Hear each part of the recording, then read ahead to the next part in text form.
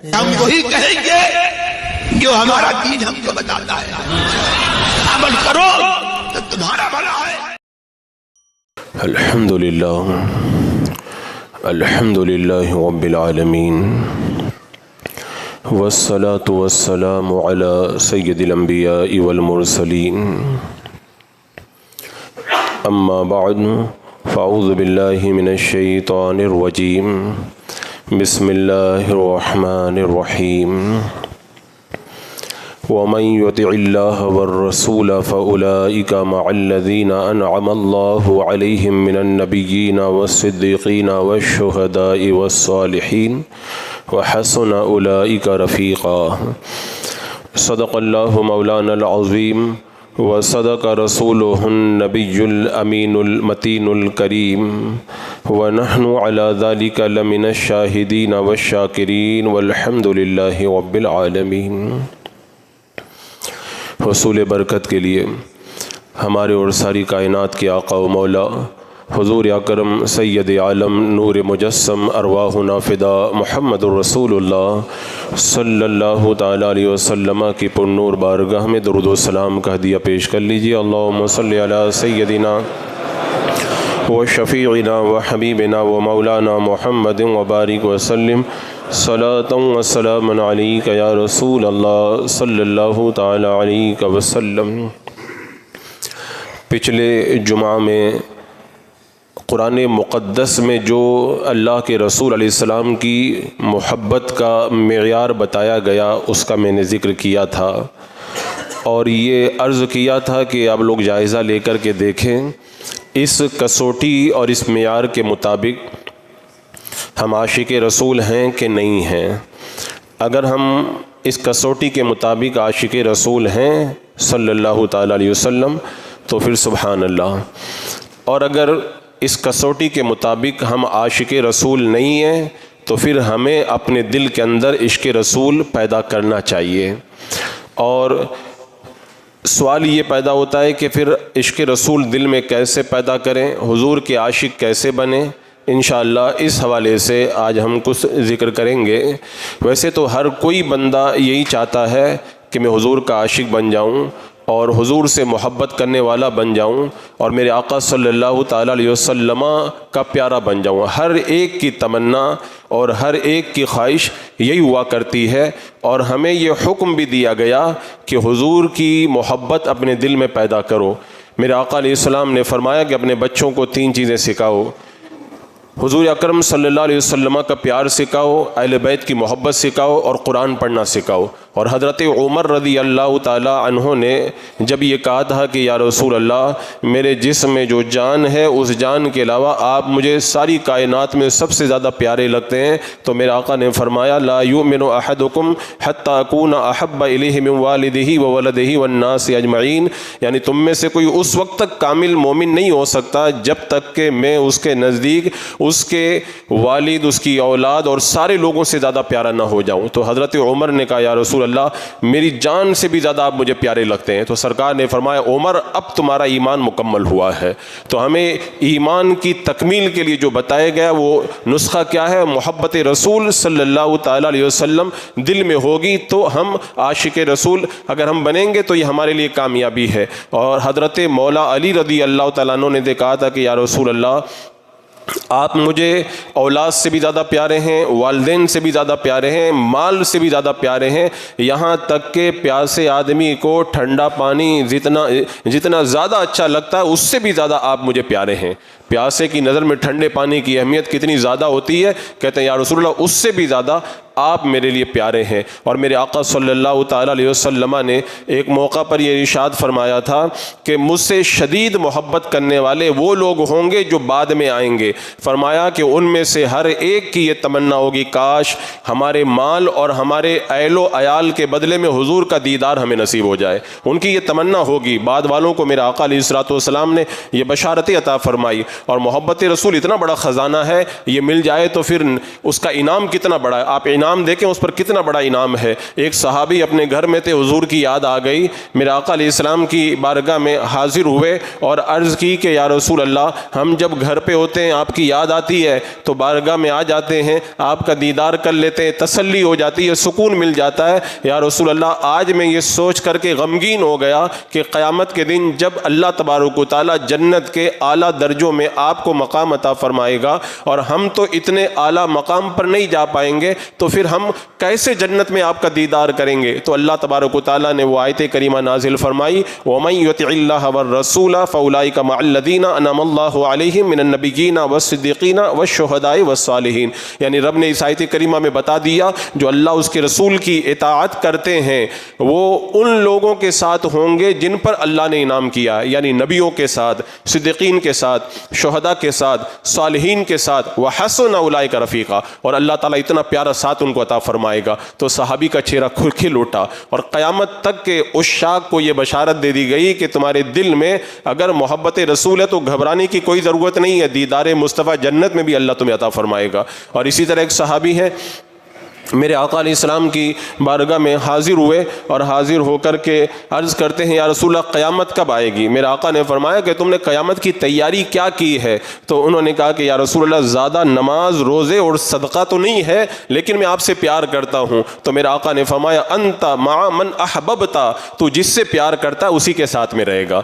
یعنی یہ بشارت عطا فرمائی کہ زیادہ اگر عبادت تمہارے پاس نہیں تو اگر محب رسول ہو تم، اللہ اس کے رسول سے پیار کرتے ہو تو اللہ تعالیٰ تمہیں جنت کے اعلیٰ درجوں کے اندر مقام عطا فرمائے گا. لیکن یہ عاشق رسول بن جانا اتنا آسان کام بھی نہیں ہے. ایک صحابی نے کہہ دیا تھا یا رسول اللہ میں آپ سے پیار کرتا ہوں. میرے آقا نے فرمایا تم جو کہہ رہے ہو نا تو فقیری کے لیے تیار ہو جاؤ.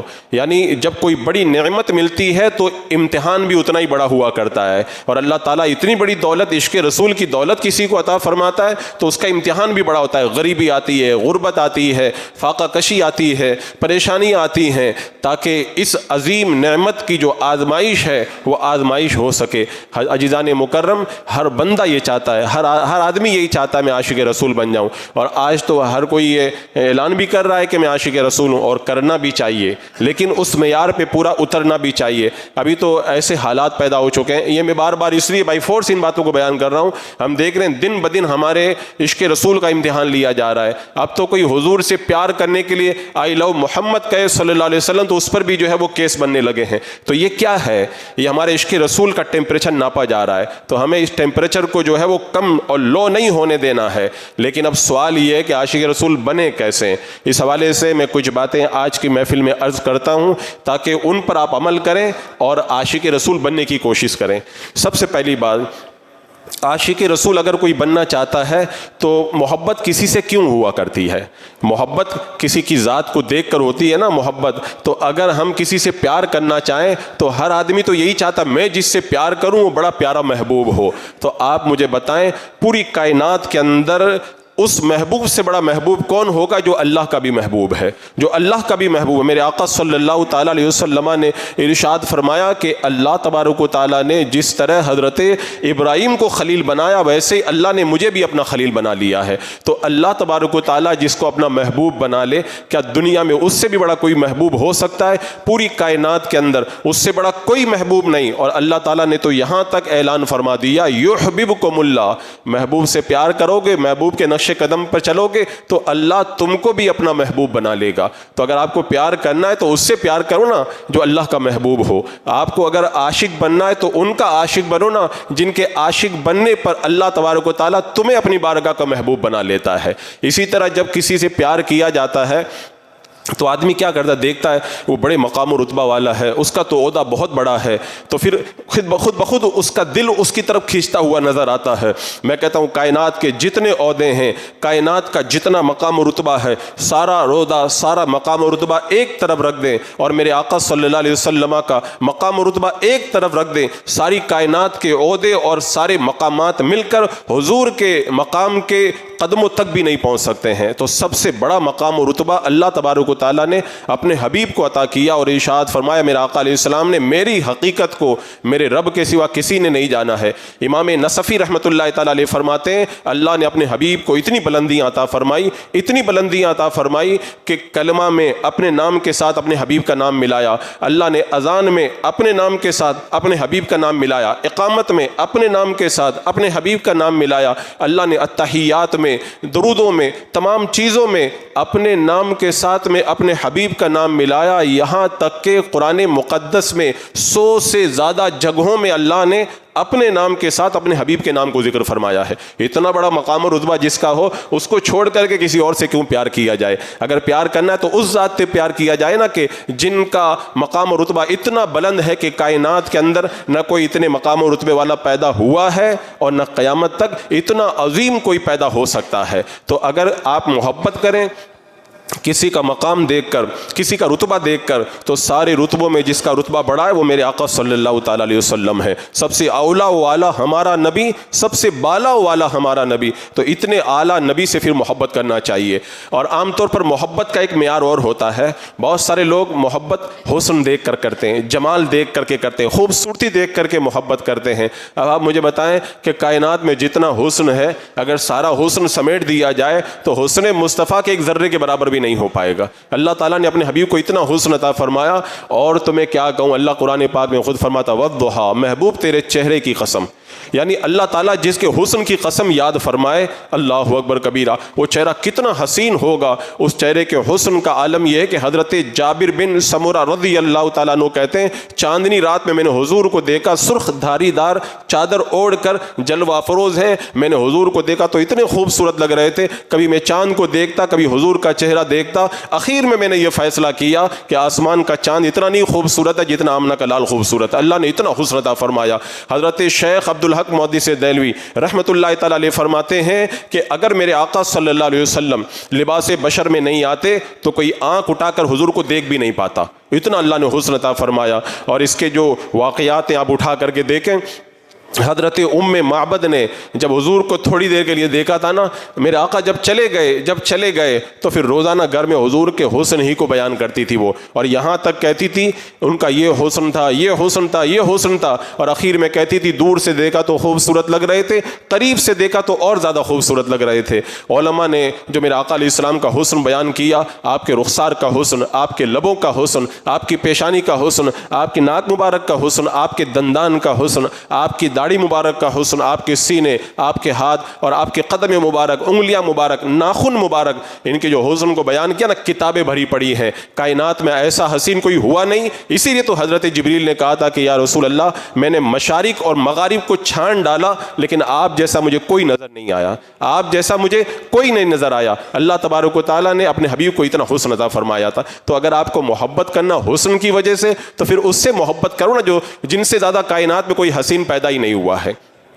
بہت سارے لوگ محبت کرتے ہیں علم کی وجہ سے، کہتے ہیں کہ بہت جانکار آدمی ہے، وہ بڑا نالج ہے اس کے پاس میں، بڑا علم ہے۔ میں کہتا ہوں کتنا علم ہے، کس کے پاس کتنا علم ہے؟ سارے علوم کو اکٹھا کر لو اور میرے آقا علیہ السلام کے علم پاک کو دیکھو۔ صحابہ کرام بیان کرتے ہیں حضور اکرم صلی اللہ علیہ وسلم کھڑے ہوئے اور قیامت تک جو کچھ ہونے والا حضور نے سب کچھ بتا دیا۔ اور ایک موقع پہ صحابہ بیان کرتے ہیں کہ اللہ کے رسول علیہ الصلوۃ والسلام نے قیامت تک جو بھی آسمان میں ایک پرندہ بھی پر مارنے والا تھا اس کو بھی بتا دیا، اس کو بتائے بغیر ہم کو نہیں چھوڑا۔ یاد رکھنے والوں نے یاد رکھا، بھولنے والے بھول گئے۔ اور خود میرے آقا ارشاد فرماتے ہیں اللہ نے دنیا کو میرے سامنے اٹھا کے ایسے رکھ دیا ہے، دنیا میں قیامت تک جو کچھ بھی ہونے والا میں ایسے دیکھ رہا ہوں جیسے اپنے ہاتھ کی ہتھیلی کو دیکھ رہا ہوں۔ جو کل کیا ہوگا وہ بھی میرے آقا جان رہے ہیں، جو ہو چکا وہ بھی جان رہے ہیں، ماں کے پیٹ میں کیا ہے وہ بھی جان رہے ہیں، کون کہاں پہ مرے گا وہ بھی جان رہے ہیں، بارش کب آئے گی یہ بھی جان رہے ہیں۔ ایسا علم میرے رب نے اپنے حبیب کو عطا فرمایا۔ اگر علم کی وجہ سے آپ محبت کرنا چاہتے ہیں، نالج اور کسی کے علمی کمال کی وجہ سے پیار کرنا چاہتے ہیں، تو سب سے بڑے جو علم والے ہیں میرے آقا علیہ السلام، ان سے پھر پیار کرنا چاہیے۔ بہت سارے لوگ اس لیے بھی محبت کرتے ہیں کسی سے کہ اس کے اخلاق بڑے اچھے ہیں، اس کے بول بڑے پیارے ہیں، بڑے بول خوبصورت ہیں، تو میں کہتا ہوں سارے اخلاق کو آپ اکٹھا کریں، لیکن کیا کسی کے اخلاق کی گواہی قرآن نے دی ہے؟ اللہ تعالیٰ اپنے حبیب کے اخلاق کے بارے میں فرماتا ہے انک لعلی خلق عظیم، یعنی محبوب کے اخلاق بڑے عظیم ہیں۔ اور میرے آقا خود فرماتے ہیں بعثت لاتمم مکارم الاخلاق، اللہ نے مجھے مبعوث کیا ہے تاکہ میں اچھے اخلاق کو کامل کر دوں، مکارم اخلاق کی میں تکمیل کر دوں۔ میرے آقا علیہ السلام تو ہمیں اخلاق سکھانے کے لیے آئے۔ عربوں کا ماحول دیکھیں، دنیا کی اس گندگیوں کو دیکھیں، پھر حضور کی آمد کو دیکھیں، میرے آقا نے آ کر کے ان گندگیوں کو ہٹا کر کے کتنا اجالا اخلاق کا کائنات کے اندر پیدا فرما دیا ہے۔ حضور کے اخلاق کا یہ عالم ہے، اللہ اکبر۔ خادموں کے ساتھ میرے آقا علیہ السلام کتنا اچھا برتاؤ کرتے، گھر کے کام خود کرتے، یہاں تک کہ مکہ جب فتح ہوا تو اپنی سواری پر پیچھے غلام کو آپ نے حضرت زید کو بٹھایا۔ اور حضور کے اخلاق کا یہ عالم، حضرت انس کہتے ہیں 10 سال میں نے حضور کی خدمت کی، 10 سال میں حضور نے کبھی ایک بار بھی مجھے نہیں ڈانٹا، ایک بار بھی نہیں ڈانٹا، اور اگر مجھ سے غلطی ہو جاتی کوئی ڈانٹتا تو میرے آقا منع فرما دیتے کہ اس کو کچھ مت کہو۔ اور جب بنی قریظہ کے لیے حضور جنگ کے لیے جانے لگے تو آپ کی خاکساری، عاجزی، انکساری آپ دیکھیں، حضور اکرم صلی اللہ علیہ وسلم کے ہاتھ میں جو لگام تھی وہ کھجور کی چھال کے پتوں کی وہ لگام تھی۔ یہ میرے آقا علیہ السلام کے عالی اخلاق۔ اور جب اللہ کے رسول علیہ السلام نے اعلان نبوت کیا نا تو یہی کہا تھا فقط لبثت فیکم عمرا، میں اللہ کا نبی ہوں، اگر تمہیں شبہ ہے تو پھر تم دیکھ لو، میری 40 سالہ زندگی تمہارے سامنے ہے، 40 سال میں تمہارے درمیان رہا ہوں۔ انہوں نے حضور پر بڑے الزامات لگائے لیکن کسی کی یہ مجال نہیں ہوئی کہ حضور کے اخلاق پر وہ کوئی نقطہ برابر بھی کوئی اعتراض کر سکے۔ یعنی اتنے عالی اخلاق تھے، خون کے پیاسے بھی کہتے تھے کہ اتنے عظیم اخلاق والا ہم نے نہیں دیکھا، اتنا بڑا صادق نہیں دیکھا، اتنا بڑا امین ہم نے نہیں دیکھا ہے۔ تو اگر آپ اخلاق کی وجہ سے کسی سے پیار کرتے ہیں تو حضور سے زیادہ اخلاق والا کون ہوگا؟ تو پھر حضور سے اس لیے بھی پیار کرنا چاہیے۔ بہت سارے لوگ اس لیے بھی کسی کے ساتھ میں محبت کرتے ہیں کہ وہ بڑا سخی ہے، بہت خرچہ بہت کرتا ہے۔ میرے آقا علیہ السلام کی جود کا عالم تو یہ ہے، سخاوت کا عالم تو یہ ہے۔ فرماتے علماء کلمہ میں جو لا ہے نا نہیں، اس کے علاوہ حضور کی زبان پہ کبھی نہیں آتا ہی نہیں ہے، حضور کی زبان پہ کبھی نہیں آتا ہی نہیں ہے۔ میرے آقا علیہ السلام کی بارگاہ میں جو آتا تھا وہ مالا مال ہو کے جاتا۔ حضرت انس کہتے ہیں حضور علیہ الصلوۃ والسلام نے فرمایا اگر احد پہاڑ بھی سونے کا بنا دیا جائے تو میں خرچ کر دوں گا، اتنا بھی نہیں گوارا کروں گا کہ 3 راتیں گزر جائیں اور ایک سکہ میرے پاس میں بچا ہوا رہ جائے۔ یعنی احد پہاڑ کا سونا بھی میں 3 دن کے اندر اندر خرچ کر دوں گا۔ جب حنین کا مال بانٹا جانے لگا، اللہ کے رسول علیہ السلام نے ایک ایک کو 100 اونٹ عطا فرمائے۔ بحرین کا جب مال آیا، حضرت عباس رضی اللہ تعالیٰ عنہ میرے آقا علیہ السلام کی بارگاہ میں آئے، کہا جتنا چاہیے لے لو۔ انہوں نے اتنا لیا کہ وہ اٹھا بھی نہ سکے۔ ایک شخص میرے آقا علیہ السلام کی بارگاہ میں مانگنے کے لیے آیا، میرے آقا علیہ السلام کے پاس ظاہری طور پر کچھ موجود نہیں تھا، کہا فلاں سے قرضہ لے کر کے ان کو دے دو۔ حضرت عمر نے کہا یا رسول اللہ نے آپ کو اس کا تو مکلف نہیں بنایا ہے، میرے آقا علیہ السلام نے اس کو پسند نہیں کیا۔ ایک صحابی بول پڑے حضور آپ دیجیے، اللہ تعالیٰ اور عطا فرمائے گا۔ میرے آقا علیہ السلام نے اس کو پسند فرمایا۔ اور ایک عورت نے میرے آقا علیہ السلام کو ایک تہبند لا کر کے دی، آپ پہن کر کے آئے، ایک صحابی نے کہا مجھے بڑی پسند آئی۔ میرے آقا علیہ السلام اندر گئے اور کپڑا تبدیل کر کے لائے اور لا کر کے اس کو عطا فرما دی۔ اپنے جسم کا کپڑا بھی لا کر کے اتار کر کے عطا فرما دیں۔ اتنا بڑا سخی کائنات کے اندر کوئی ہوا ہے؟ کوئی نہیں ہوا اتنا بڑا سخی۔ میرے امام نے کہا تھا نا واہ کیا جود و کرم ہے شہ بتہا تیرا، نہیں سنتا ہی نہیں مانگنے والا تیرا۔ میرے آقا علیہ السلام کی سخاوت کا جواب نہ اس سے پہلے تھا اور نہ قیامت تک کوئی اتنا بڑا سخی پیدا ہو سکتا ہے۔ ایک کو میرے آقا علیہ السلام نے دیا، کتنا دیا؟ پوری وادی بکریوں کی بھر کے دے دی۔ وہ اپنی قوم میں جا کے کہتا سب مسلمان ہو جاؤ، میں ایسے کے پاس سے آ رہا ہوں، وہ دیتے ہیں تو اتنا دیتے ہیں کہ فقیری کا ڈر بھی باقی نہیں رہ جاتا ہے۔ اور حضور تو اتنا دیتے ہیں، کوئی مانگنے آتا ہے بھکاری بن کے آتا ہے اور جب جاتا ہے تو پھر بانٹنے والا بن کر کے جاتا ہے۔ تو اگر سخاوت کی وجہ سے اگر کسی سے پیار کیا جائے تو حضور اکرم صلی اللہ تعالیٰ علیہ وسلم سے بڑا سخی کوئی ہے ہی نہیں۔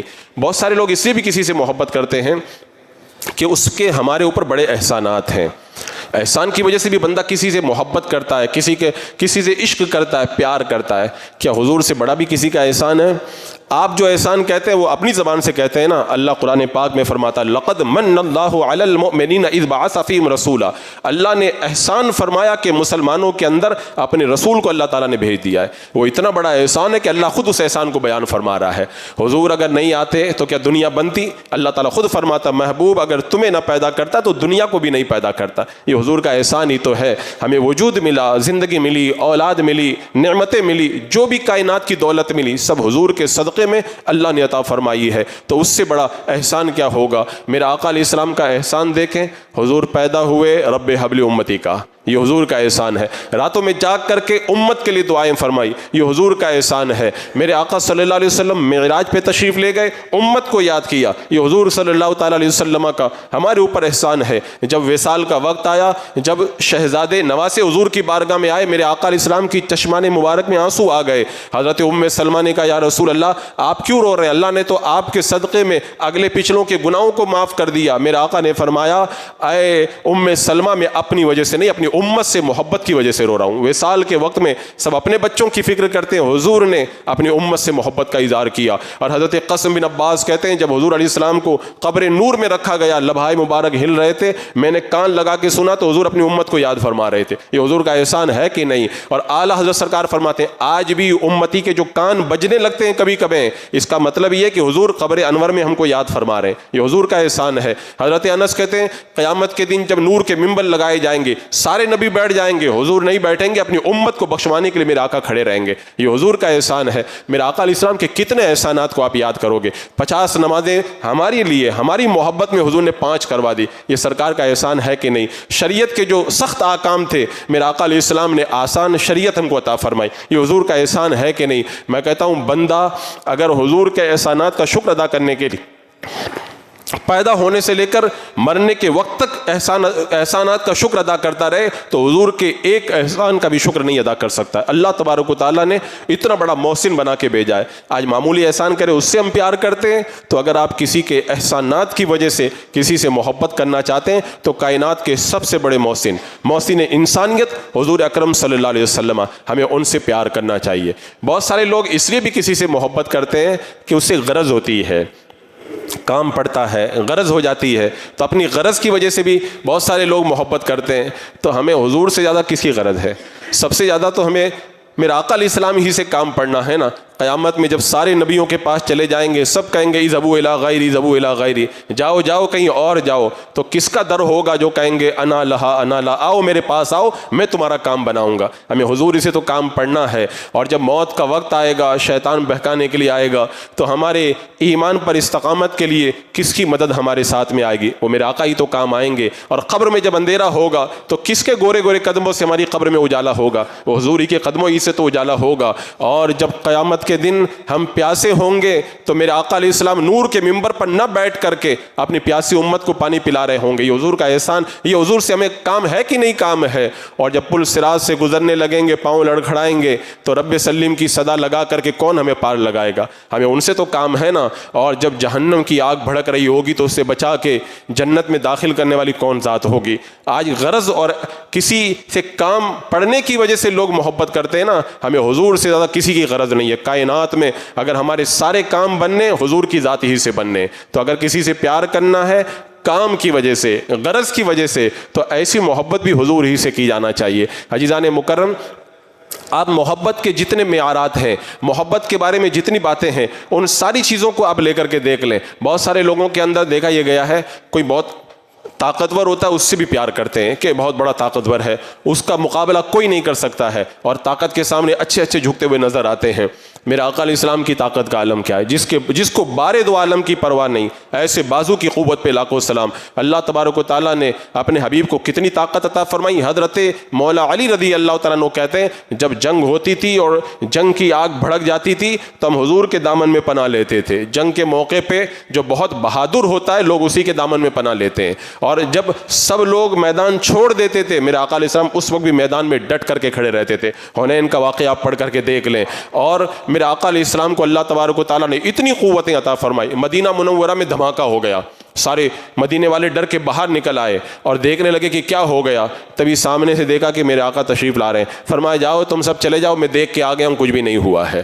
جہاں پہ دھماکہ ہو جائے، کوئی حادثہ ہو جائے، آدمی جاتے ہوئے ڈرتا ہے، سارے خوف زدہ ہیں، میرے آقا فرماتے جاؤ میں دیکھ کر کے آ گیا ہوں۔ ایسے موقع پہ وہی آگے بڑھتا ہے جس کو اللہ تعالیٰ نے قوت اور ہمت عطا فرمائی ہے۔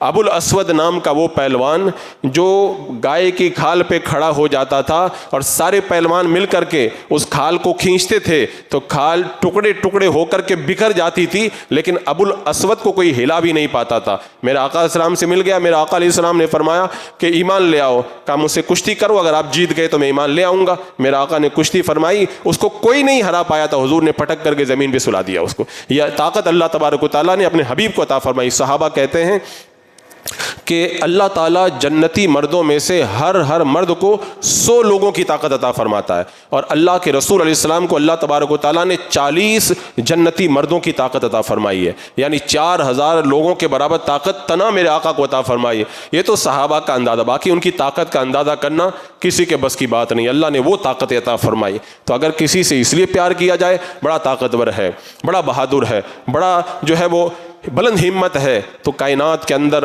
میرے آقا علیہ السلام سے بڑا بہادر، حضور سے زیادہ دلیر، اور حضور اکرم صلی اللہ علیہ وسلم سے زیادہ کوئی طاقت والا آپ کو نظر نہیں آئے گا۔ تو اگر پیار کرنا ہے، اگر طاقت کی وجہ سے، تب بھی حضور سے ہمیں پیار کرنا چاہیے۔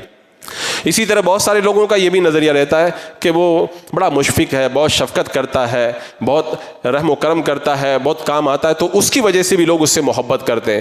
حضور سے زیادہ شفقت کرنے والا کون ہے؟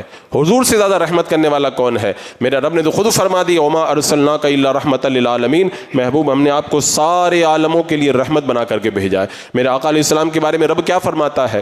عزیز علیہ ما عنتم، تمہارا مشقت میں پڑنا ان پر گرا گزرتا ہے، یعنی حضور، ہماری تکلیف سے حضور کو تکلیف ہوتی ہے۔ امتی کو اگر کانٹا بھی چبھ جائے نا، میرا آقا اس کی بھی تکلیف محسوس کرتے ہیں۔ اسی لیے اللہ کے رسول علیہ السلام نے ایک موقع پر ارشاد فرمایا، میری اور تمہاری مثال ایسے ہی ہے جیسے کسی نے آگ جلائی۔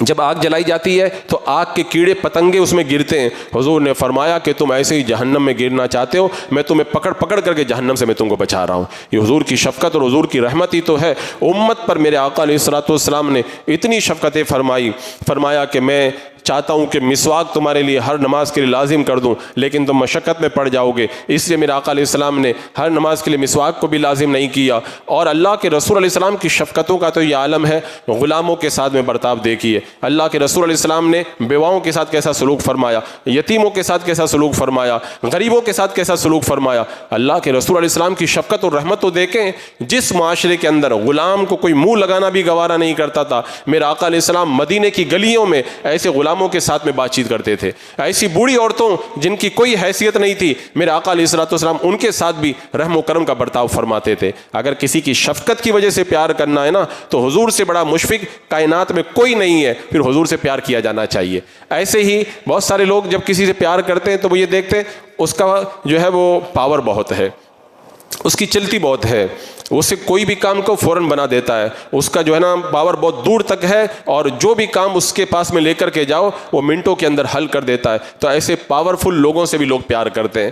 میں کہتا ہوں کائنات میں جتنے پاور والے ہیں سب کا پاور ایک طرف، میرے آقا صلی اللہ تعالیٰ علیہ وسلم کے اختیارات کی ایک جھلک آپ دیکھ لیں۔ اللہ تبارک و تعالیٰ نے جو اختیار آپ کو عطا فرمایا کائنات میں کسی کو نہیں عطا فرمایا۔ خود میرے آقا فرماتے ہیں کہ میرے 2 وزیر آسمان میں ہیں اور 2 وزیر زمین میں ہیں۔ میرے آقا نے بتا دیا میری حکومت آسمانوں میں بھی چلتی ہے اور میری حکومت زمین پہ چلتی ہے، اور حضور اگر نہ چاہے نا تو کسی کو حکومت ملے بھی نہیں۔ کائنات میں جس کو بھی ملتا ہے نا، حضور کے صدقے ہی میں اللہ تعالیٰ عطا فرماتا ہے۔ اللہ کے رسول علیہ السلام کے اختیارات تو صرف معمولی چیزوں کے اوپر نہیں، بلکہ اللہ کے رسول علیہ السلام ہر چھوٹی بڑی چیز پر ایسا اختیار رکھتے ہیں۔ سورج کو پلٹا دیں، چاند کے ٹکڑے کر دیں، درختوں کو بلا دیں، کنکروں کو کلمہ پڑھا دیں، اور جانوروں کی فریاد رسی فرمائیں۔ میرے آقا علیہ السلام اپنی مقدس انگلیوں سے پانی کے چشمے جاری فرما دیں۔ اگر کسی کا حافظہ کمزور ہو گیا ہو، دستے مبارک رکھ کر کے اسے حافظہ عطا فرما دیں۔ اگر کسی کی ہڈی ٹوٹ گئی ہو،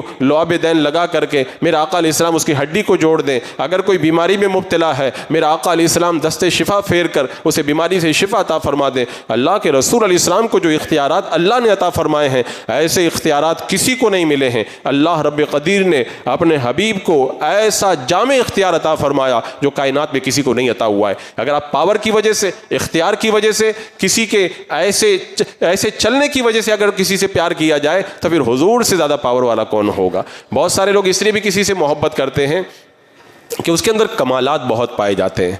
کتنے کمالات پائے جاتے ہیں آپ گنیے، 2 4 5 10 25 50۔ اور میرے آقا علیہ السلام کو اللہ نے جو کمالات عطا فرمائے، خاتم النبیین بنا کر کے مبعوث فرمایا۔ ساری کائنات میں سب سے افضل اللہ تبارک و تعالیٰ نے اپنے حبیب کو بنایا، بے مثال بشریت اپنے حبیب کو عطا فرمائی، پسینے میں خوشبو اپنے حبیب کی عطا فرمائی، لعاب دین میں شفا اللہ نے اپنے حبیب کو عطا فرمائی، نور اپنے حبیب کو اللہ تبارک و تعالیٰ نے بنایا، اور میرے آقا علیہ السلام کی رضا کے مطابق اللہ تبارک و تعالیٰ نے اپنی رضا کا اعلان فرما دیا کہ میرا محبوب جو چاہتا ہے میں بھی وہی چاہتا ہوں۔ اللہ تبارک و تعالیٰ نے ایسے کمالات عطا فرمائے، ان تمام کمالات کا کوئی جائزہ لینا چاہے زندگیاں ختم ہو جائیں، اور کتنے لوگوں کی زندگیاں ختم ہو گئی، حضور کے کمالات کا ایک باب بھی کوئی نے لکھ پایا ہے۔ لوگ صدیوں سے لکھ رہے ہیں، صدیاں گزر گئیں اور قیامت تک لوگ لکھتے رہیں گے، میرے آقا علیہ السلام کے کمالات کا کوئی ایک باب بھی مکمل نہیں کر پائے گا، اور زندگیاں ختم ہو جائیں گی۔ اتنا بڑا با کمال جو نبی ہو، کیا اس سے بھی زیادہ کوئی اور ایسا کمال والا ہے جس سے پیار کیا جائے؟ اگر آپ کمال کی وجہ سے پیار کرتے ہیں تو میرے آقا صلی اللہ تعالیٰ علیہ وسلم سب سے زیادہ با کمال ہیں، پھر حضور سے پیار کیا جانا چاہیے۔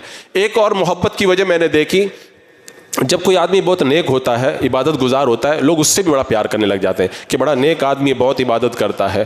میرے آقا صلی اللہ تعالیٰ علیہ وسلم سے بڑا عابد کائنات میں کوئی پیدا نہیں ہوا، حضور سے بڑا عابد کوئی پیدا نہیں ہوا۔ اگر ظاہری طور پہ دیکھا جائے، حضور راتوں میں اتنی عبادت کرتے تھے پاؤں میں ورم پڑ جاتے تھے، اور میرے رب نے آیت کریمہ نازل فرمائی، یا ایھا المزمل قم اللیل الا قلیلا، رب نے حکم عطا فرمایا اپنے حبیب کو۔ اور اللہ کے رسول علیہ السلام جب عبادت کرتے تھے، آپ کے سینہ مبارک سے ایسے آواز آتی تھی جیسے ہانڈی جب پکتی ہے اس میں سے آوازیں آتی ہیں۔ اور اللہ کے رسول علیہ السلام کی میں کہتا ہوں ساری عبادتیں تو ایک طرف رکھیں، آج تک کسی نے خدا کا دیدار نہیں کیا۔ کائنات میں جتنی عبادتیں، کوئی عبادت خدا کو دیکھنے کے برابر نہیں ہو سکتی ہے، اور اللہ کے رسول نے خدا کا دیدار کیا ہے۔ تو سب سے بڑے عابد، سب سے بڑے عبادت گزار کا نام مصطفیٰ جان رحمت صلی اللہ تعالیٰ علیہ وسلم۔ اگر عبادت کی وجہ سے آپ پیار کرنا چاہتے ہیں تو میرے آقا سے بڑا عابد کوئی نہیں ہے۔ ایسے ہی بہت سارے لوگ اس لیے بھی کسی سے پیار کرتے ہیں، محبت کا یہ بھی ایک انداز ہوتا ہے کہ اس کی قربانیاں بہت ہیں، اس نے ہمارے لیے بڑی قربانیاں دی ہیں، اس نے ہمارے لیے بہت کچھ کیا ہے، تو اب ہمارا فرض بنتا ہے کہ اس سے ہم پیار کریں۔ کیا اللہ کے رسول علیہ السلام سے زیادہ کسی نے قربانیاں دی ہیں؟ میرے آقا علیہ السلام سے زیادہ کسی نے قربانیاں دی ہیں؟ ہم غلاموں تک ایمان کی دولت پہنچانے کے لیے میرے آقا علیہ السلام کو گالیاں دی گئی، آپ کے پیچھے تالیاں بجائی گئی، آپ کو جادوگر کہا گیا، شاعر کہا گیا، کائن کہا گیا، اللہ کے رسول علیہ السلام کی راہوں میں کانٹے بچھائے گئے، سرکار دو عالم صلی اللہ تعالیٰ علیہ وسلم کے گھر میں کچرا پھینکا گیا، حرم میں آپ نے سجدہ کیا، آپ کی پشت انور پر اونٹ کی بچہ دانی لا کر کے رکھ دی، اونٹنی کی بچہ دانی لا کر کے رکھ دی گئی۔ میرے آقا علیہ السلام حرم میں نماز کے لیے آئے ہیں، آپ کے گلے مبارک کے اندر پندہ ڈال کر کے گلا دبایا گیا۔ اللہ کے رسول علیہ السلام پر کیا یہ سب ظلم و ستم نہیں ہوئے؟ کس کی وجہ سے ہوئے؟ یہ قربانیاں حضور نے ہمارے لیے تو عطا فرمائی۔ طائف کے میدان میں میرے آقا علیہ السلام کے جسم اطہر پر پتھر برسائے گئے، یہ کس کے لیے برسائے گئے؟ یہ قربانی ہمارے لیے تو آقا نے عطا فرمائی تھی۔ اللہ کے رسول علیہ السلام کے جسم اطہر پر اتنے پتھر برسائے گئے کہ آپ کا خون مبارک ٹپک ٹپک کر کے آپ کے نالین قدموں سے چپک گئے، یہ قربانی حضور نے ہمارے لیے عطا فرمائی۔ احد بدر کے میدان میں حضرت علی کہتے ہیں سارے صحابہ سو رہے تھے، میرے آقا جاگ رہے تھے، دعا کرتے اللہ آج اگر تیری مدد نہ آئی تو قیامت تک تیری عبادت کرنے والا کوئی نہیں ہوگا۔ یہ قربانی راتوں کو جاگ کے حضور نے ہمارے لیے عطا فرمائی۔ اللہ کے رسول علیہ السلام کی بیٹی حضرت رقیہ نے مکہ چھوڑ کر کے حبشہ کی طرف ہجرت کی، اپنی بیٹی کی جدائی میرے آقا نے برداشت فرمائی، یہ قربانی حضور کی ہمارے لیے تھی۔ بدر کے لیے حضور نکل گئے، حضرت رقیہ بیمار تھی، حضرت رقیہ کو چھوڑ کے میرے آقا تشریف لے گئے، اور جب بدر کا معرکہ فتح ہوا، حضرت زید بن حارثہ فتح کی بشارت لے کر جب مدینے میں داخل ہوئے، مدینے والے میرے آقا کی شہزادی حضرت رقیہ کو جنت البقیع میں دفن کر کے باہر آ رہے تھے، اپنی بیٹی کے جنازے میں بھی شرکت نہ کی، یہ قربانی حضور نے ہمارے لیے عطا فرمائی۔ احد کے میدان میں میرے آقا کے دندان مبارک شہید کیے گئے، آپ کے چہرہ مبارک کو زخمی کیا گیا، خون رکتا بھی نہیں تھا، حضرت فاطمہ چٹائی جلا کر کے بھر رہی تھی، حضرت علی پانی لا کے ڈال رہے تھے، یہ قربانی حضور نے ہمارے لیے عطا فرمائی ہے۔ حضرت امیر حمزہ کا کلیجہ چبایا گیا، میرے آقا اسلام کے وہ چچا جن کو میرے آقا علیہ السلام بڑا پیار کرتے تھے، یہ قربانی حضور نے ہمارے لیے عطا فرمائی ہے۔ آپ پوری تاریخ پڑھ کر کے دیکھ لیں، کیا کوئی قربانی دینے والی ایسی ذات کوئی کائنات کے اندر ہے؟ کوئی ایسی قربانی دینے والی ذات نہیں ہے۔ آپ اس خندق کے موقع پر دیکھیں، خندق کے موقع پہ میرے آقا علیہ السلام نے بھوک کی وجہ سے پیٹ پر پتھر باندھے اور اپنے ہاتھوں سے خندق کی کھدائی کی، حضور نے یہ قربانی ہمارے لیے دی۔ مسجد نبوی کی تعمیر کے لیے میرے آقا علیہ السلام نے پتھر اپنے جسم پر اٹھا کر کے، اپنے کندھوں پہ اٹھا کر کے مسجد نبوی کی تعمیر فرمائی، یہ قربانی حضور نے ہمارے لیے عطا فرمائی ہے۔ اور تبوک کے لیے میرے آقا علیہ السلام سینکڑوں کلومیٹر دور گرمی میں نکل گئے، کھانے کے لیے کچھ نہیں تھا، سواری ایسی تھی کہ 18 صحابہ ایک ایک اونٹ پر باری باری سوار ہوتے تھے، اور عالم یہ تھا کہ پانی پینے کے لیے کچھ نہیں تھا، اونٹ کو ذبح کر کے اس کی رگوں کی تری کو چوس کر کے صحابہ پیاس بجھاتے تھے، کھانے کے لیے کچھ نہیں تھا، کھجور کی گٹلیاں نکالتے تھے اور چوس کر کے رکھ دیتے تھے، تسلی ہو جاتی تھی۔ یہ قربانیاں حضور نے ہمارے لیے عطا فرمائی ہیں۔ میں کہتا ہوں پوری تاریخ اٹھا کر کے دیکھ لیں، آج تک پوری دنیا میں اتنی بڑی قربانی دینے والا آپ کو کوئی نظر نہیں آئے گا جو قربانیاں میرے آقا صلی اللہ تعالیٰ علیہ وسلم نے ہم غلاموں کے لیے عطا فرمائی ہیں۔ آج اگر کسی کی قربانیوں کو آپ یاد کریں اور اس کی قربانیوں کی وجہ سے آپ کسی سے محبت کرنا چاہتے ہیں تو سب سے بڑی محبت کی مستحق وہ ذات مصطفیٰ جان رحمت صلی اللہ علیہ وسلم ہیں، جنہوں نے میرے آقا علیہ السلام نے امت کے لیے اتنی قربانیاں دی، اور میرے آقا علیہ السلام نے اپنی پوری زندگی اپنی امت کے لیے لگا دی۔ آج اگر اللہ کے رسول علیہ السلام نے وہ قربانیاں نہ دی ہوتی تو ایمان کی دولت ہمارے پاس تھوڑی پہنچتی نا، آج ہم بھی کسی بت کے سامنے سجدہ ریز ہوتے، آج ہم بھی کسی مندر کے اندر پالتی مار کر کے گھنٹی بجا رہے ہوتے۔ یہ حضور کا احسان ہے، میرے آقا علیہ السلام نے ان ساری قربانیوں کو دے کر کے ہم تک دین پہنچایا ہے کہ اللہ کے رسول علیہ السلام کو آپ کے مقدس مکان کے اندر تلوار لے کر کے قتل کرنے کے لیے گھیراؤ نہیں کیا گیا تھا۔ کیوں کیا گیا تھا؟ اسی امت تک ایمان پہنچائے میرے آقا علیہ السلام نے، اسی لیے تو یہ قربانی دینا پڑی تھی۔ اور جب اللہ کے رسول علیہ السلام غار ثور میں گئے نا، غار ثور کی وہ چڑھائی امت کے لیے میرے آقا علیہ السلام چڑھے، صدیق اکبر کا بیان ہے، جب اللہ کے رسول علیہ السلام کو میں نے غار ثور میں لٹایا، تبھی اللہ کے رسول علیہ السلام اپنا سر اقدس میرے زانو پہ رکھ کر کے آرام کرنے لگے، میری نظر حضور کے قدموں تک چلی گئی۔ کہتے میں نے دیکھا کہ حضور کے قدموں سے خون نکل رہا تھا۔ یہ قربانی بھی حضور نے اپنی امت کے لیے عطا فرمائی ہے۔ اگر قربانیوں کا اگر جائزہ لیا جائے نا تو وہ قربانیاں ہیں کہ اگر امت صرف میرے آقا علیہ السلام کی قربانیوں کو دیکھ لینا تو حضور سے پیار کرنے پر مجبور ہو جائے۔ اگر آپ کسی کی قربانیوں کی وجہ سے پیار کرنا چاہتے ہیں تو سب سے بڑی ذات میرے آقا صلی اللہ علیہ وسلم کی ہے۔ اسی طرح محبت کے میں کہتا ہوں جتنے بھی معیارات ہو سکتے ہیں، محبت کی جتنی بھی وجوہات ہو سکتی ہیں، اور محبت کے حوالے سے جتنی بھی چیزیں آپ ڈھونڈ سکتے ہیں ان تمام چیزوں کو آپ ڈھونڈ کر کے لائیں۔ ان تمام چیزوں کے اندر آپ کو یہی نظر آئے گا کہ محبت کی مستحق اگر کوئی ذات ہے تو میرے آقا صلی اللہ تعالیٰ علیہ وسلم ہیں۔ تو آج اگر ہم عاشق بننا چاہیں ہمیں سیرت پڑھنا پڑے گا اور ہمیں اس چیز کا جائزہ لینا پڑے گا کہ ہم کیوں پیار کریں۔ حسن کی وجہ سے پیار کریں، اختیار کی وجہ سے پیار کریں، غرض کی وجہ سے پیار کریں، علم کی وجہ سے پیار کریں، اخلاق کی وجہ سے پیار کریں، مقام و رتبہ کی وجہ سے پیار کریں، کسی کے کمالات کی وجہ سے کسی سے پیار کریں، کس وجہ سے پیار کریں، جس وجہ سے بھی پیار کریں، پیار کی مستحق اگر کوئی ذات ہے تو میرے آقا علیہ السلام کی وہ مقدس ذات ہے۔ اور حضور کے پیارے بننا چاہتے ہو، حضور کے عاشق بننا چاہتے ہو تو اس کے لیے علماء نے ایک بڑا نسخہ بتایا، کثرت سے حضور پہ درود و سلام پڑھو۔ جو بندہ کثرت سے درود و سلام پڑھتا ہے، درود کا رنگ جب چڑھنا شروع ہوتا ہے پھر ایسا رنگ چڑھتا ہے کہ وہ عاشق مصطفیٰ جان رحمت بن جایا کرتا ہے۔ تو حضور کے عاشق بننے کا یہ بھی ایک بڑا ذریعہ ہے کہ درود کے رنگ میں اپنے آپ کو رنگ لو، لیکن ایسا درود نہ پڑھو کہ زبان پڑھتی رہے دماغ گھومتا رہے، درود ایسے پڑھو کہ میرے آقا مجھے دیکھ رہے ہیں، حضور مجھے دیکھ رہے ہیں، پھر دیکھو رنگ چڑھے گا۔ حضرت شیخ عبدالحق محدث دہلوی رحمۃ اللہ تعالیٰ علیہ نے عاشق رسول بننے کا ایک نسخہ یہ بھی بتایا کہ اگر کبھی خواب میں میرے آقا کا دیدار ہوا ہے، وہ قسمت والے ہیں، اگر کسی کو میرے آقا کا دیدار ہوا ہے تو پھر حضور کے جس چہرہ نور کا تصور کیا کرے، محبت کے اندر خوب اضافہ ہوگا۔ اور اگر کبھی چہرہ مصطفیٰ کا دیدار خواب میں نہیں ہوا، حلیہ شریف جو کتابوں میں موجود ہے، اگر اس کے ذریعے حضور کا اگر وہ تصور کر سکتا ہے تو تصور کرے، اگر ایسا کرنا ممکن نہ ہو تو اگر سرکار کے روزے پہ کبھی حاضری ہوئی ہے تو میرے آقا کے مقدس روزے کا تصور کیا کرے، روزانہ خوب تصور کرے، اسے انشاءاللہ محبت بڑھے گی۔ اور اگر کبھی سرکار کے روزے پر بھی اگر جانا نصیب نہیں ہوا تو پھر ایک راستہ یہ بھی ہے کہ وہ آنکھیں بند کر کے بیٹھے اور یہ تصور کرے میرے آقا مجھے دیکھ رہے ہیں، حضور مجھے دیکھ رہے ہیں۔ یہ تو ہر بندہ تصور کر سکتا ہے، اور جب یہ تصور بڑھے گا دھیرے دھیرے تو محبت کی چاشنی بھی دل کے اندر دھیرے دھیرے پیدا ہوگی۔ یہ بھی ایک عاشق بننے کا ایک طریقہ ہے۔ اور عاشق رسول بننے کے لیے کام اور یہ بھی کرنا پڑتا ہے کہ بندہ جو عاشق رسول بننا چاہے اس کو چاہیے کہ گناہ کم کرے، بلکہ گناہ نہ کرے۔ یہ کم کا لفظ تو میں بول گیا، حقیقت کے اندر اس کو یہ چاہیے کہ گناہ بالکل نہ کرے۔ کیوں؟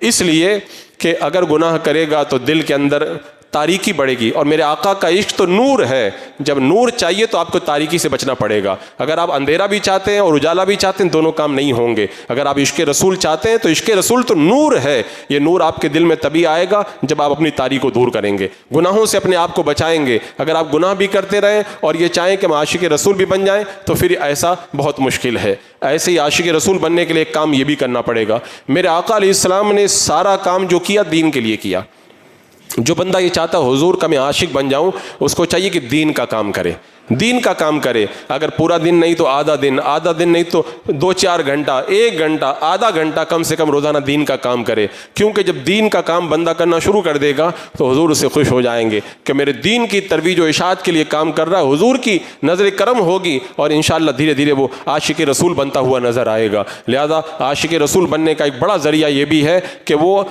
میرے آقا علیہ السلام کے مقدس دین کے لیے رات دن کوشش کرتا رہے. اور میں نے دیکھا ہے جو صحیح معنوں میں اخلاص کے ساتھ میں حضور کے دین کی خدمت کرتے ہیں، میرے آقا علیہ السلام ان سے بہت خوش ہو جاتے ہیں. میں نے ایک مکمل تقریر اس پر کر دی ہے کہ دین کا کام کرنے والوں کو حضور نے کتنی دعائیں عطا فرمائی ہیں، کتنی دعائیں عطا فرمائی ہیں. حضور علیہ الصلوۃ والسلام نے دین کا کام کرنے والوں کے جو بشارتیں دی ہیں، ان بشارتوں سے پتہ چلتا ہے آج بھی اگر کوئی دین کا کام کرے گا میرے آقا اس سے خوش ہو جائیں گے، حضور راضی ہو جائیں گے تو عاشق رسول بنتا ہوا نظر آئے گا. لہذا عاشق رسول بننے کے لیے ایک کام یہ بھی کریں کہ دین کا کام زیادہ سے زیادہ آپ کرنے کی کوشش کریں. اور ایک بڑی بات، عاشق رسول بننے کے لیے ایک بڑا کام آپ یہ بھی کریں کہ جو عاشقان مصطفیٰ ہیں ان کو پڑھیں، صحابہ کو پڑھیں، تابعین کو پڑھیں، ائمہ مجتہدین کو پڑھیں، فقہاء کرام کو پڑھیں اور دیگر محدثین کی آپ جو ہے وہ زندگی کے حالات پڑھیں. کیونکہ جب ان کا عشق آپ پڑھیں گے نا تو آپ کے دل میں بھی ایک للک پیدا ہوگی کہ انہوں نے عشق کے اندر کیا کیا نہیں کیا، میں بھی حضور کا عاشق بن جاؤں. کیونکہ جب بندہ ان لوگوں کی زندگیوں کو پڑھتا ہے تو اس کے دل میں بھی عشق رسول کا جذبہ پیدا ہوتا ہے. اور یہ ایک بہت بڑی دولت ہے.